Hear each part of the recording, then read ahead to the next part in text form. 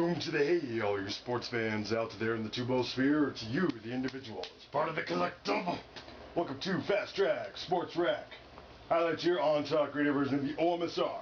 Coming up, how West Virginia did it. Mostly snippets from the fourth quarter. Nice little vignette, what happened beforehand. Quickie Sport Ran After is going to be about how do you like Dana Holgerson now? Those of you last year who thought, oh man, we still don't have the right Rich Rod replacement. What a drive! But flags are out. I'm going to guess defensive pass interference. Pass interference. On the forward, defense. Penalty is declined. The play resulted in a touchdown. Xavier Howard.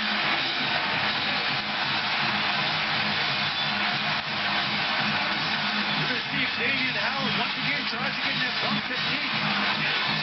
Kevin Wright, when he gets off the line of scrimmage, what makes him so elusive is his ability to use his hands, knock the defender away, and find a way to locate that football and use his speed to create separation to give his quarterback a target. That's what makes him an elite wide receiver. Josh Landon, Hawthorne.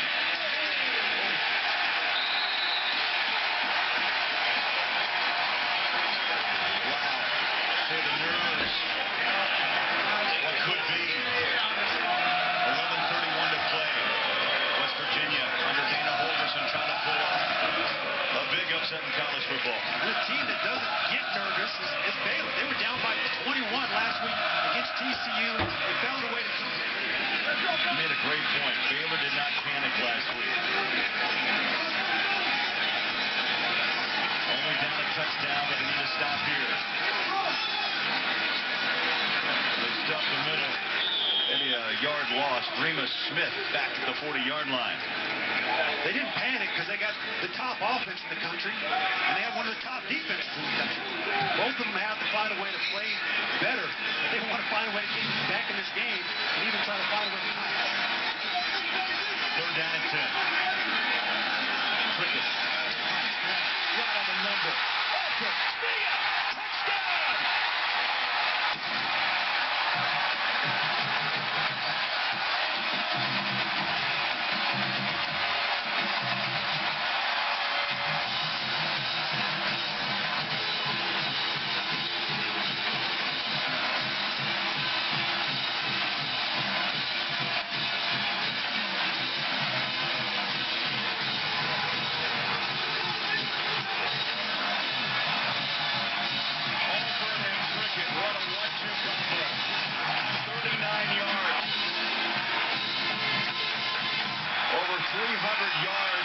Cricket and the PAT to try to make it 41-27.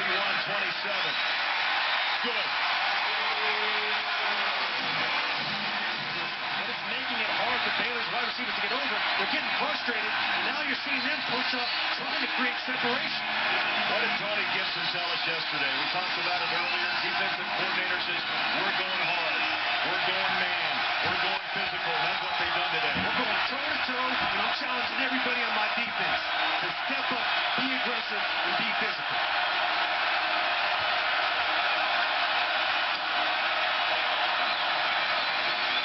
Second down.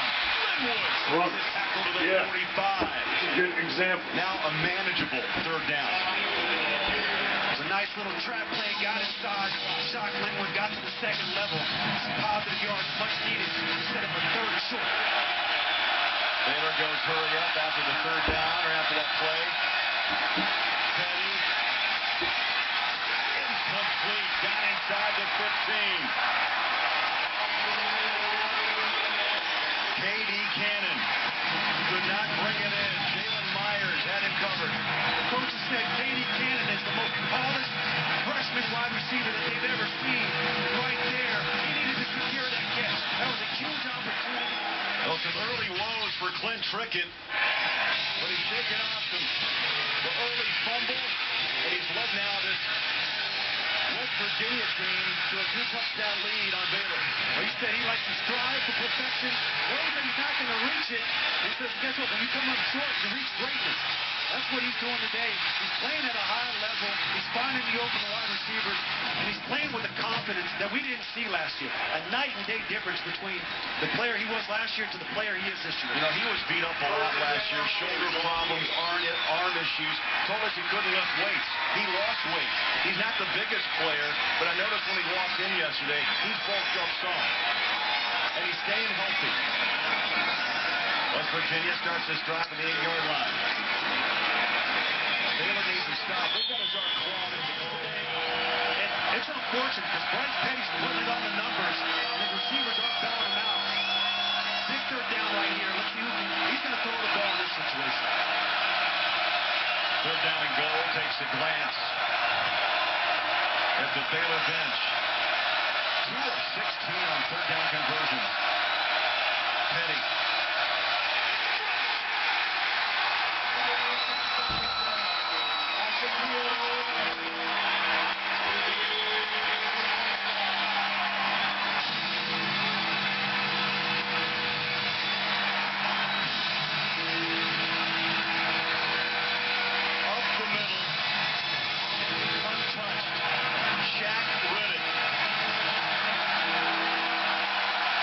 Here's the game. 4th and goal. Petty to the end zone.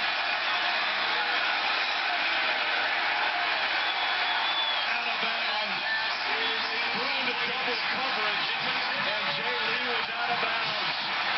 And for the second time, Baylor's going to turn it over on downs. Bryce Petty gives his wide receiver a chance. Jay Lee goes up and makes the catch. Watch his feet. He's just out of bounds. The defensive back came over, did a nice job forcing him, taking his momentum out of bounds. After the play was over, unsportsmanlike conduct, number 9, a defense. The penalty will be enforced, half the distance to the goal. That's number 9's first unsportsmanlike conduct foul. First down, West Virginia. I saw the flag, Ryan, come out late. A taunt by K.J. Dillon. Well, you're going to see number 9 right in the left-hand side of your screen. It's an emotional game, but you have to learn how to control those emotions. There's time on this clock. Go celebrate with your teammates. Don't trash talk to the other players. Go have fun with your teammates. Enjoy that moment with them, because this is a special moment for this team and for this defense. Well, this crowd Next time it might be you. away from enjoying the moment. Some good stuff going on there. Telling you, that Alabama game was an eye-opener for a lot of us. Yeah, just in terms of the eye test. Forget about stats sometimes, right? Lucky to get a win with that one. Absolutely. West Virginia could easily be undefeated. Well, maybe they're going to still get out one loss. Alright, so new format going on here, the OMSR. I realize, sports is a very much, I'm not accusing anybody of saying this. I ain't trying to do flip. Hey, flip Will, son, have we met? However, it could be trying to account for or predict your respective audience in terms of the demographics and what they're in it for. Impossible. Do a pretty good job of it here, so I think. So I decided to take the top, move most of it to the end. Just that I liked some of the quicker voiceovers, like 2 minutes or less, 2.5 minutes or so. Boom, go into the highlights, boom, close out, egress on, good musical intro. Got some good techno going on this channel, plus some other genres. However, we're going to try it this way for a while. When am I going to do a show live from the set? It's a good question. Funny thing is, when you're in your little quick side note here, those of you dudes who love lifting, you swear you're going to do it all your life. Okay. You get into your 40s, like yours truly here, young 40s, and you still got to eat. You kind of have that notion where just because your stomach is growling and you're going with your shake routine and so forth and so on, you could sort of get away with macking out. Like, you're doing now in your 20s? No, because you get like about 30% bad weight. You know what I mean? Little foundation there for the spare tire. Now I'm all walking around 265 pounds, yeah. And it's like, yo, dude, have you really looked in the mirror? It's like 25 pounds of blah, blah. It's like, whoa. So I had to, the other thing is when you get older, can't start working out right away when you're overweight because you still got to eat. What am I getting at? This is not the sport rant, I promise. Just saying. You got to sort of like get yourself into, not a starvation mode, but just used to eating less, tone up, lose the weight then, boom, then start with your exercise. All right. Daniel Holgerson, I know last year was not the best of years for them, given how years before that, especially in the Orange Bowl, you know, with Geno Smith's. Was that his final game as a senior? I can't remember. Anywho. Yeah, I've been a West Virginia supporter since Major Harris's days, back in the day. It's always been one of those second-tier schools. What I mean by that is, I've said this on a couple of rants, you know, when it's also a great way to justify why you're watching all this football and you have nothing or no affiliation to do with these universities. Telling your girlfriend, you know, well, this is why. You have those second-tier schools that you always sort of have as a backup plan, just in case your first three plus your alma mater, however many you want to put in there. I would think 4 or 5 is plenty. All do bad in 1 year. For my part, it's kind of been going on and off again. Last couple years, 10 years in Colorado's case. Anyway, I think I've used up my anywho's promise. You know, I'm aware of some verbiage here on the show. It's a little bit much. Trying to keep the sport talk relevant to those of you still listening. You know, not everybody digs Collins style, but he's no different sounding when he gets all cerebral with the forethought and the vocabularic notions. He starts waxing Webster's. Anyway, gotta start getting out the word police. That was a bit done back in Gen .0. The other beauty of it is it being doing, you know, shelving most of the talk towards the end is I could be a little bit more on instead of sounding so, yes, welcome to Masterpiece Sports Theater with your host, Will the Thrill, and sometimes not. Could just be more, let it rip. So, yeah, Dana Holgerson. Remember, he was playing with dude who took over sort of like by proxy, default, for Rich Rod. What was that guy's name? Head coach? No, y'all.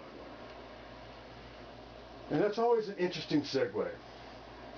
When the new coach does better with the old coach's players, but can't replace them with his own. That seems to happen more often than not. Hey, don't worry, everything's going to be fine in West Virginia. Just do away with that 3-3-5. Just never seems to work out for them. The D is always behind the O. Although this year they've looked pretty good. So, all the video highlights courtesy to, this time around, Fox.